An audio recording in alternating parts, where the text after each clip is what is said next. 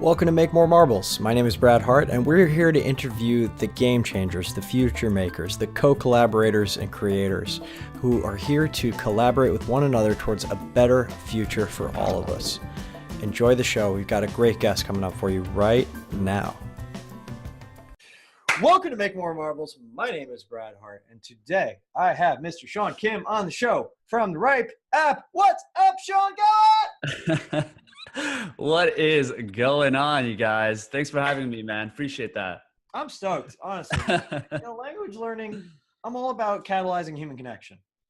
And language is such a, it's like having dial-up when you want to express broadband. I don't know if you've ever had this experience. I'm sure you have, having dealt in the space, but like people listening at home where you're like, you want to communicate something to somebody so badly, you just don't have the tools to do it. You know, I've traveled all over the world, 43 states, 23 countries, Asia and Africa and just all these places, and you just want to connect with people, but you don't know how. So you end up being, and I'm an extrovert. I love people, but you end up kind of closing off, and it sucks. And I can see why people have problems because communication is everything. Absolutely. Absolutely. And especially for the people that do travel, they can really resonate with the importance of learning a language. I grew up as an immigrant. I was born in Korea. So I came to Canada when I was about 7 years old. So I've dealt with this basically my whole life at this point. So I can understand the frustration and almost it's like loneliness that you feel if you're in a place where in a foreign country where you can't communicate with anyone, especially if you're used to doing that as yourself, who's an extrovert. It's really important, especially as we become more multicultural, as we surround ourselves with people that are speaking multiple languages or that come from different cultures. It's really the key, I think, to break down barriers and walls in the world that we live in today. So we're very excited about the journey and the kind of the vision that we have to break down the barriers around the world. So tell us a little bit about Rype, and that's RYPE. If you guys are looking for it, it's rypeapp.com. So the rypeapp.com. You can check out, you can do a free account, and they have language lessons that are both immersive and guided, and you can do them from anywhere, which is really cool. Like you don't have to book a tutor. Like I remember getting Spanish tutoring when I was in school and having this kind of squirrely dude that looked like he hadn't showered in a while show up at the library and try to coach me through Spanish. And I'm like, oh man, this is painful. How's your Spanish now? It's más o menos. We go down, we build houses in Mexico. The only way you learn is immersion. That's the only way I learned. And if I stop using it, I start losing it, right? I'm sure I would lose English if I stopped speaking it for a few years. Definitely. Yeah. I mean, so we started, Rype is essentially, it's a personalized language service. You pay a monthly subscription fee, similar to a gym membership, and you get hand-picked professional language teachers that are there to speak with you one-on-one, like you said, immersion. But the advantages of this is that it's much more affordable. We're about 1/10 of the cost of a language school. You can do it anywhere in the world. And because we have teachers all around the world, you can also book lessons any time of the day, any day of the week. And it's much more convenient. We specifically built it for people that are really busy, that want to be able to make an impact on the world or to continue living their busy lifestyle because they're working on their own business, because they have full-time jobs, or they're taking care of the kids, and allowing you to continuously learn while you're living your lifestyle. And it's built for people like us, essentially. I love it. And can you share some of the numbers so far? How big is the community, users, revenue, et cetera? Yeah, we don't go super deep into the revenue, but at this point, we've had thousands of members that have come onto the platform. We've got about 400, 500 teachers from all around the world. And just if you guys look at our pricing, you guys can kind of do some back of the napkin calculation. But yeah, we're very excited. I mean, we've been around for about 2 years or so. And we started with just Spanish. I started this when I was living in Medellin, Colombia, for those of you guys that are familiar with Eternal Springs. And we just continuously grew as we realized, like, why not provide this for all services? And we're very excited. Actually, next month, we're coming up with one of the world's first memberships where you just have one membership and you can book all the languages that we have. So you don't have to be limited to just one language. It's just simply a flat membership with all the languages that we offer. That's awesome. Yeah. And I think that's what people ultimately want, is to be able, like, if they're real linguophiles, like I'm just waiting for Waverly Labs or somebody to come along with their pilot earpiece and just like make it easy. I eventually envision a world where we don't all speak the same language, but we have the technology to like actually communicate in real time. It's getting there, right? I just was hearing anecdotes of people, like when we visited China, for example, being able to communicate through the Google Translate app. And it was a little bit clunky. It took a little while, but you could get your point across, and it was actually pretty good. And that's just fascinating. I mean, because there's just no way up until the last few years that would be impossible. And I think it'll only get better. What I'm envisioning is like an earpiece or something like that gives you real-time compatibility between languages, because that really opens up the world. I mean, it's going to be incredible. But until then, the learning is the best way. Absolutely. It's an exciting time. I grew up, watching Tim Ferriss do all his language tricks and all that cool stuff. I'm sure you did too, and you were influenced by that. And I just see it as the future is, how do we connect to humanity? Well, we got to start talking to each other. That's the first part. That's it. And people don't even do that when they speak the same language. So imagine how hard it is if you guys can't even communicate with each other, So yeah, I mean, I think it's increasingly important in the world that we live in today. So what is your strategy and mission for reaching more people? Has it been mostly word of mouth? Are you guys doing paid advertising? What are some of the, I'm geeking out on this stuff right now, because I have a dear friend. He's a fellow Canadian. His name's Dan Martell. You're familiar with him? He does a lot of startup work with tech companies. But he's always asking us really tough questions like, hey, what's your path to usability? What's your path to 10K and MMR? What's your path to yada, yada, yada and beyond? Because he's been able to sell multiple companies, and I trust his judgment in that space, and I don't know it well enough to really do that. So I'm actually borrowing some Dan Martell questions just to kind of get a sense of where this thing is all going. Yeah, no, I think that's important for people to know. I mean, we benefit from kind of the early days of just grinding it out in the first, year and a half, where, we started the blog that we have now before we even kind of came up and started refining the idea. We knew we wanted to be in the language space because of this open market that we saw of unfulfilling need. And from day one, we were pushing out content on a regular basis. And there's this tipping point that most people get to in content marketing where for the first 6 months or so, Google has like this sandbox where they're not really going to recognize you as an authority. But once we started guest blogging, we started building up our link value. All of the content that we had in the back end started ranking higher. So all the things that were on page 6 became to page 2, eventually became to page 1. And we just started having this exponential growth in terms of a blog. And we can share this number. I mean, just about 8 to 9 months ago, we were doing about 15,000 visitors a month. Today, we're about 300,000 a month. Wow, that's fantastic. Congratulations. Yeah, and it's been pretty crazy. I almost sometimes I check on our back end and I'm just thinking are these actually visitors? Are these actually visitors that are coming onto our website? Because we had this mindset, we're okay, 15,000 a month. And that was always our limited mindset. So to have this exponential growth on the blog side, and all organic, it's all free at this point, that are converting into customers. Now we've kind of found the magic bullet where we're doubling down. We just hired the editor-in-chief of a really big travel website who's taking over our content. And that's really been a key piece for us. So it's an early grind for most people in this day. It's not like the sexiest thing.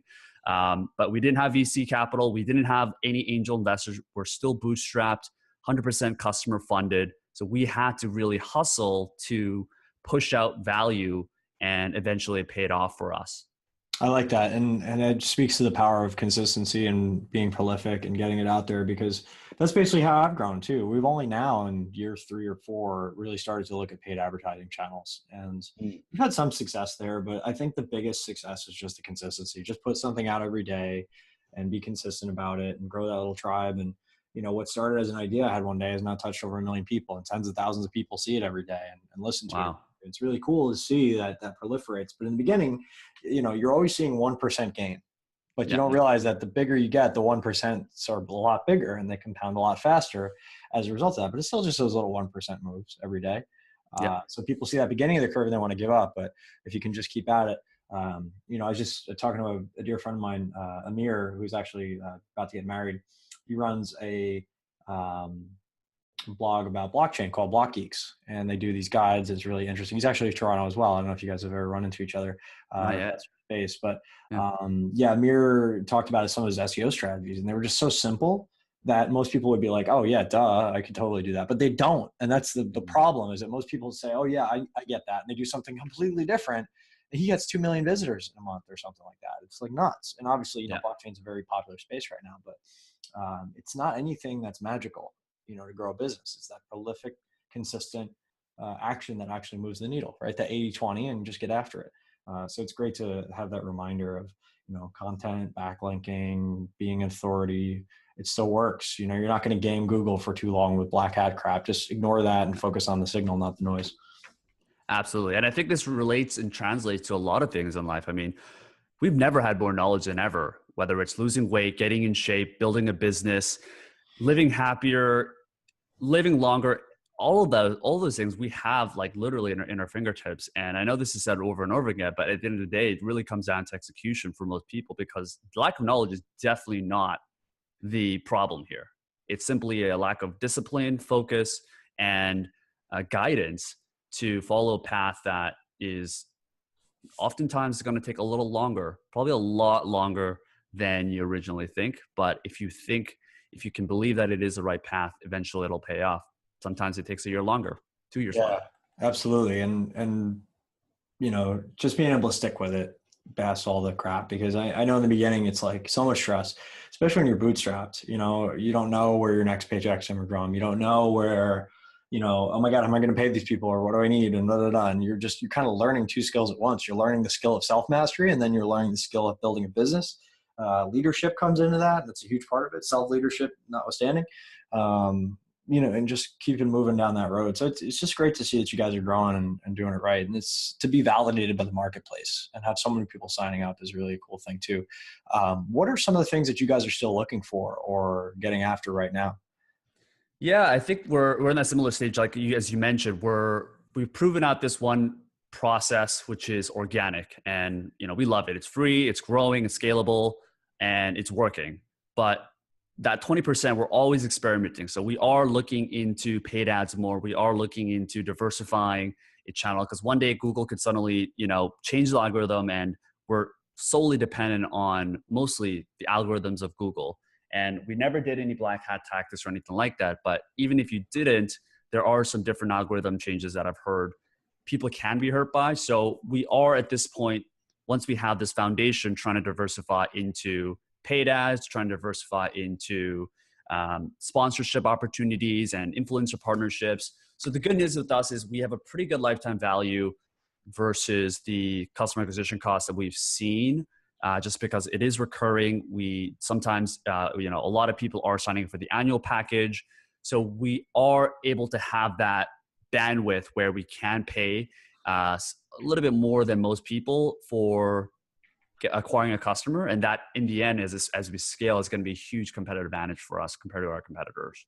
And that's the hardest part to get to, is when you have an engine that's fueled by money, and the more money you put in over here, the more money comes out over here. And that's it, really, if you can get all those pieces together. But it's the same things. It's lead, sales, value delivery, operations, creating exceptional experiences, getting those referrals, and just continuing to fuel that engine with more and more and more of what's working. Absolutely. Are you going to tackle the paid ads in-house? Are you going to be hiring a firm? I got some great recommendations for you if you are. Right? I would love some, because I'm starting to get into more. That's a full-time job. It just is. It really is. From a founder to another founder, just stay in your lane. Yeah, and I'm always like, you know what? I can be kind of dangerous at this. Like I'm pretty good. Oh, like the dangerous idea is thinking you could be dangerous at this. Absolutely. It's come crashing down.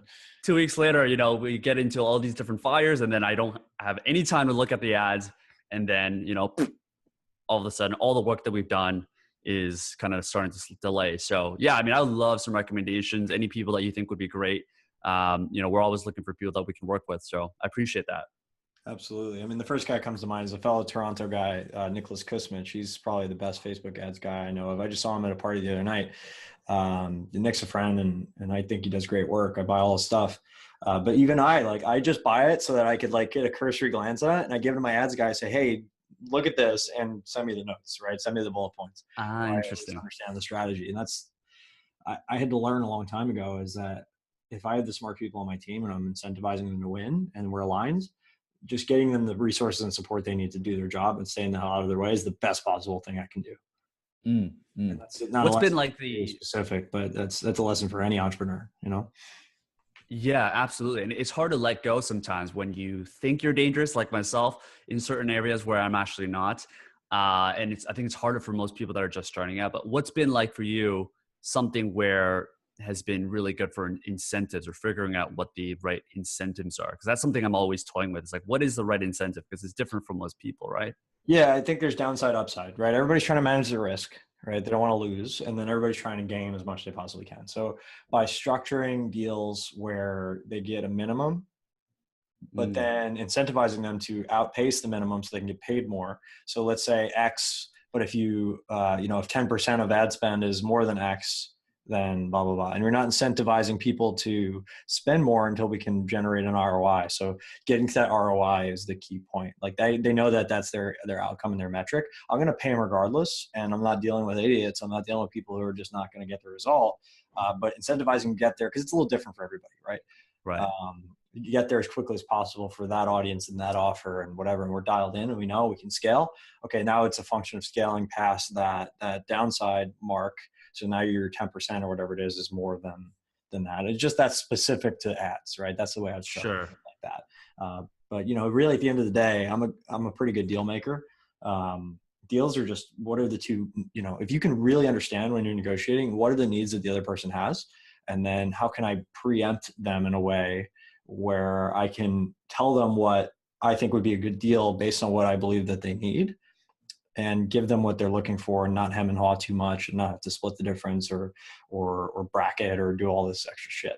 It's just, how do we get to the answer quickly? How do I have the right people on my team? And how do I not waste time in getting the outcome, which is ultimately what you want, not the deal or grabbing for all the marbles? How can we make more damn marbles? Yeah, yeah, absolutely. Yeah, I mean, specifically to ads, it's I've been trying to avoid the whole flat retainer and trying to make that incentive work. So that's really good advice for sure. Yeah. And it's okay to pay people, right? Just like, do you want a sales guy who, works only on commission? Some of those people will crush, but Right. more likely the ones that you really want a stable base salary. You can say, no, even if they're the best in the world, it takes time to generate. It takes time to kind of get flowing. So you need to give them a few months of runway. So at that point they can take over on commission. It's the same kind of principle. Uh, Right. Paying people a base salary allows them to have the space where they're not in scarcity, so they can make strong moves. You can't make strong moves from a place of weakness. And on the entrepreneurial side, you can't play your A game when you're playing with B and C players. So you got to have those A players on your team. And Hmm. those A players, they want that stability and certainty, so they're not making decisions at an infrared. And I've had to learn this painful lesson over and over and over again, to the point where I'm just like, fuck it, I'm not bootstrapping anymore. I won't do it. You either have the money to do it right, or you don't do it. Mm, gotcha. And did you guys raise capital for your company? No, but that's the last 6 months or so. I've gotten really clear on that, and I've raised money for other ventures like my hedge fund. But in entrepreneur land, I've always bootstrapped, and it's always been a slog, and it's always not been worth it. When I could have just went out and found an investor that was aligned with the mission and just started from that Mm, place. Most people mm. are afraid to ask, and I'm afraid to ask sometimes. Like, I don't want to unfairly impress upon people, but fundraising mechanisms are all changing now. It's making me when I just interviewed somebody who raised $36 million in 66 seconds in an ICO. Jesus. And granted, that Wow. was a very specific outlier use case, but the whole market's changing. And the ability to do things like, we have idiots raising money with vaporware or a white paper, billions of Yeah. dollars. It's Yeah. staggering, right? It's If you actually insane. went out into that marketplace and delivered value and gave people a piece of the upside, not that just you're going to give them some token that may or not be worth something someday in whatever ecosystem you're trying to create, but actual tangible value that's tied to your success. I think there's a huge win there. Well, the thing is, there's so many people that are just good artists these days that if you just have a great product, if you're a great entrepreneur and you have an idea and vision, then that itself is going to help you stand out amongst most people in this kind of days today, Yeah, and that's why I'm only looking at ICOs. I get hit up 100 times a day about blockchain and cryptocurrency. We had to create a course just to stem the tide, right? To help people if they want to be helped. And we give away a lot of content for free as well. We have a cheat sheet. But with cryptocurrency specifically, what I pay attention to is business models are already working and generating revenue under the current paradigm. And they Mm, just want to use ICOs to fuel that fire faster, right. versus I'm creating something new that's never existed before. Because now you're taking startups, which are risky and 9 out of 10 fail, times blockchain, which is still a new and nascent and unproven space, which I believe truly that maybe only 500 to 1,000 people in the world understand at a high level. Right. And the margin rate of failure is going to be astronomical for the next 10 years.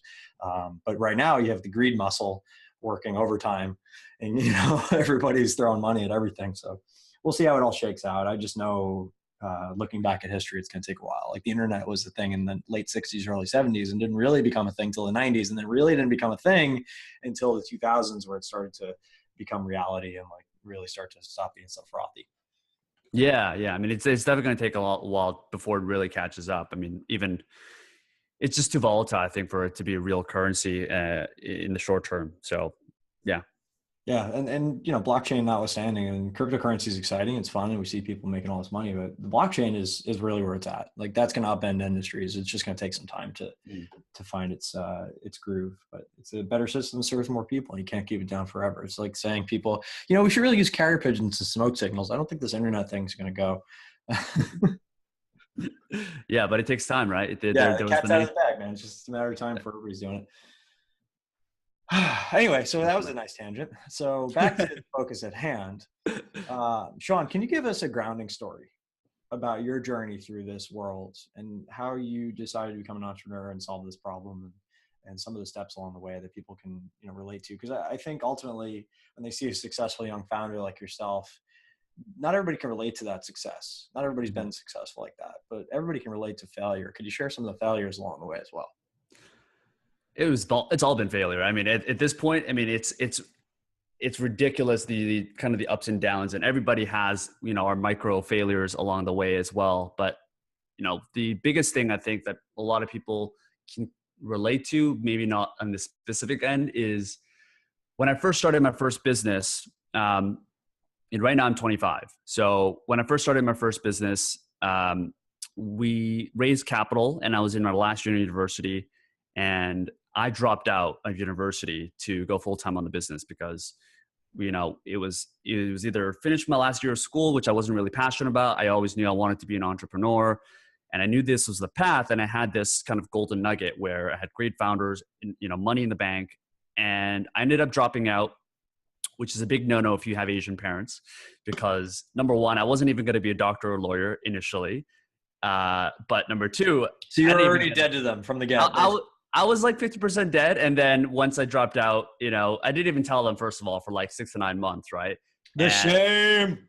And I was like, how do you even break this news? How do you even start to break this news? But the worst part is, start out with, Mom and Dad, I'm gay. No, I'm not. Actually, I'm dropping out of school. See? You got to anchor it. You got to anchor it. That's it. Nothing wrong with being gay. Everybody's 80-20. It's 2018. I should have used that strategy. But I mean, they didn't know for 6 months, but the first 3 months of getting into the business actually flopped. So we ended up not pursuing the business, and there was this whole pivot idea. I didn't like the new vision of the company.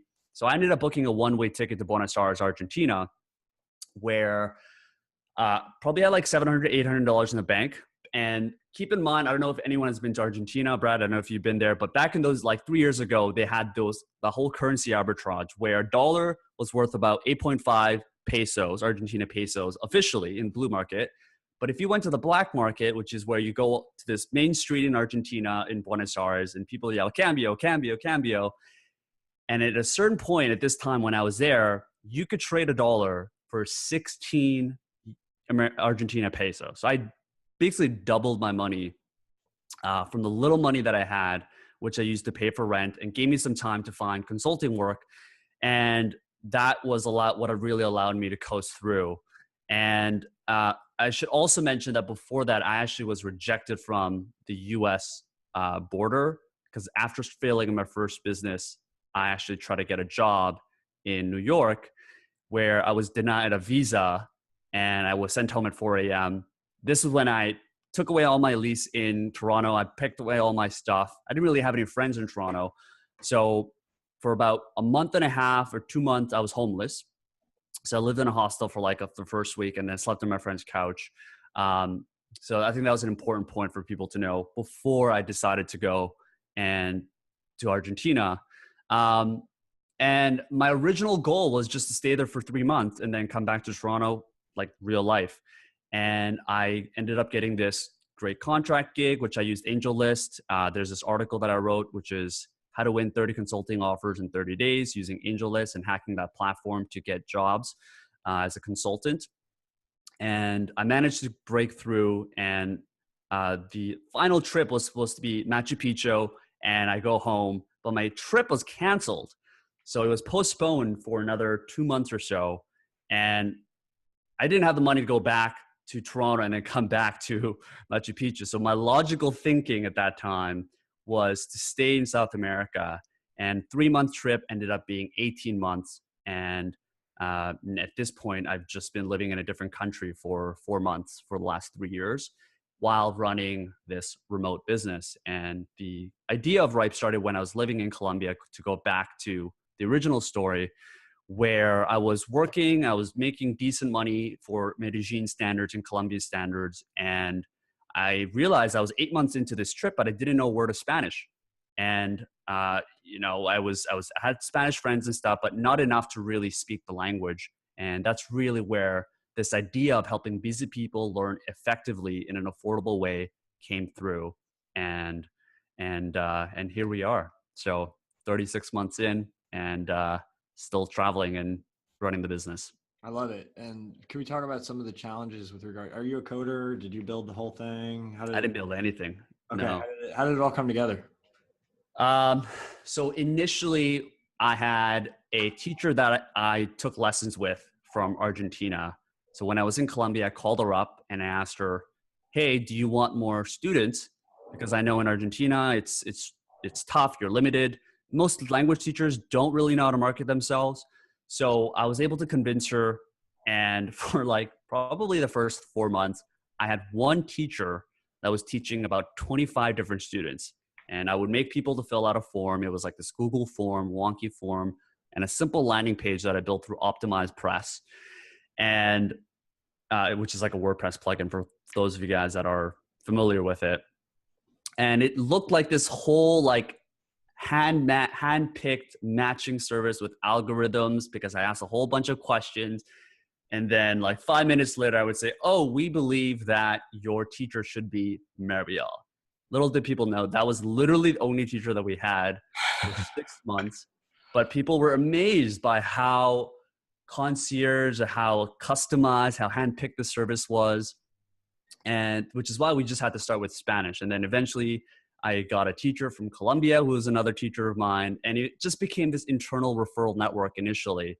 And for probably 18 months or so, like 12 to 16 months or so, it was just this handpicked concierge service that nobody really thought was, kind of like this dopey service that I was matching hand people as an agent. Really, I was a language teacher agent.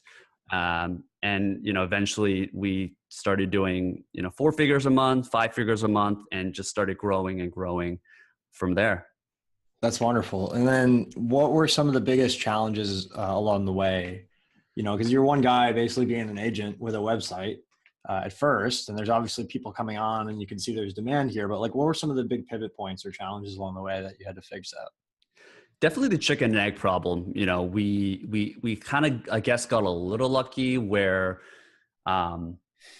we had this great teacher that was able to handle all these students, but managing like the ratio of teachers and students, being able to find the right teachers for the variety of students that we had. People started just wanting, Spanish, but there's all different types of Spanish as well. So I think with every marketplace, whether it's Airbnb, Uber, kind of managing that supply chain and managing that with the ratio of demand is always tricky. It's still something we're trying to figure out. And then obviously the technology end is something that was tricky, because it's hard to scale something when I'm the only one that's doing this handpicked concierge service. As great as I was trying to figure out it for people, for that one teacher that we had, it was definitely a problem. So it's constantly a challenge. It's still a challenge today, but we're having a much more efficient way of being able to match people together. I love it. And it's still just a quick little form. You can say, "Hey, I want to sign up in Spanish. This is a type form. I want to learn 5 to 7 hours a week." You can enter your email to get some free Spanish lessons, and then you're on the list and away you go. And then how's the pricing model changed over the time? So we started out with a pricing model that is very low. And this is um, something that we'll go back to, but the kind of the framework that I looked at, especially because we started bootstrapping, was we wanted something that would really gain a lot of attraction. And low pricing is one way to do that, but we kind of modeled after the way ClassPass did it, classpass.com, where they had a single offering and they kind of came out with a bang, which was unlimited classes. We knew that that was going to put us in the red, and we knew that was not going to be a scalable way. It turned out it was actually profitable for us because of the cost model that we have. But that was what we kind of shifted to. And then we started raising the prices from there as demand grew. And then it's kind of like the way, I guess, because we're bootstrapped and we don't have those outside capital, is we're using the kind of the gross margins that we get from the initial higher prices in order to launch to the lower prices. And the way we looked at it is because we're really going after the early adopters in the initial stages for the people that are willing to pay the higher prices. And that means lower volume of people are going to be kind of exposed to us. We can get that feedback. So once we are perfecting the experience and we have really a good product that I think people are going to stick around to, that's really when we can lower the prices, which is going to happen in the next month or two, so that we can expose ourselves to a mass audience and it's less risk for us while we still have the revenue to grow. Oh, sorry, I was muted. I really like that. Yeah, it's the best way to grow is just to, start with a premium product. This is a Tesla model, start with the highest you can get and then move your way down to a more mass market. And you're kind of still using currency arbitrage in a way, right? Since your time in Buenos Aires learning, hey, Spanish teachers living in X country versus Y country, the Philippines maybe as opposed to the United States would be able to offer their services cheaper and still make a decent living. And to them, it's a deal. And to the people that are paying for it, it's a deal. And it's a great way to connect people together. And it sounds like you have teachers all over the world now. Is that right? How many teachers do you have? We have about 400, 500, something like that. We have a full-time teacher manager that manages the process for us now and awesome. is handpicking all the teachers that we bring on. But yeah, I mean, it is really the currency arbitrage that we have advantage, except my life isn't at risk this time. I don't have to go to a sketchy alleyway and go into a room where exactly, half the time, like the room would just black out because the electricity doesn't even work in Argentina sometimes. So yeah, it's more safe for sure. Yeah, I spent some time in Argentina. I had a lot of fun out there. I was in Cordoba and Buenos Aires and Mendoza. And it was a lot of fun, honestly. I enjoyed it. I love it. Did you go to La Bamba de Tiempo on Mondays? No, I haven't. Oh, you haven't checked that out? That's amazing. I'll go back someday. It's been a few years now. I love South America for sure. Peru is awesome. I haven't been to Colombia. I'll have to get back there. But yeah, man, that's rad. Awesome. Okay. So what's next for you as far as this business, as far as personally, and how can we help? I guess I'll frame this a little better. Our mission here is to help you move your mission forward faster. And we do that by connecting resources, opportunities, people, and systems. So it's my little CROPS acronym, so that you can, go ahead and help more people and do more things and make more marbles. So what can we do to help support? Yeah, I mean, I really appreciate that. I mean, for us, really the vision as we continue to grow, and our high level mission is to help people that are busy, that are impacting the world, improve. And we're realizing that, okay, we started with languages because this was an opportunity that I saw that was clear, that had a need. But we realized that as we start talk to the students that we have, these are just regular human beings. These are people like you and I that are not just looking to improve by learning languages, by breaking down those barriers, but they're looking to gain more knowledge in general. They're looking to improve every aspect of their lives to optimize their mind and body. So one of the next moves for us that are going to be pretty big that we'll announce in the next year or so is we're starting with languages as a platform, but we're going to shift into different industries that are really going to be built off of this model that we have. So we want to initially help people learn languages, but eventually we're going to help people learn faster by reading books faster. We want to be able to optimize people's health and mind and mental mindsets.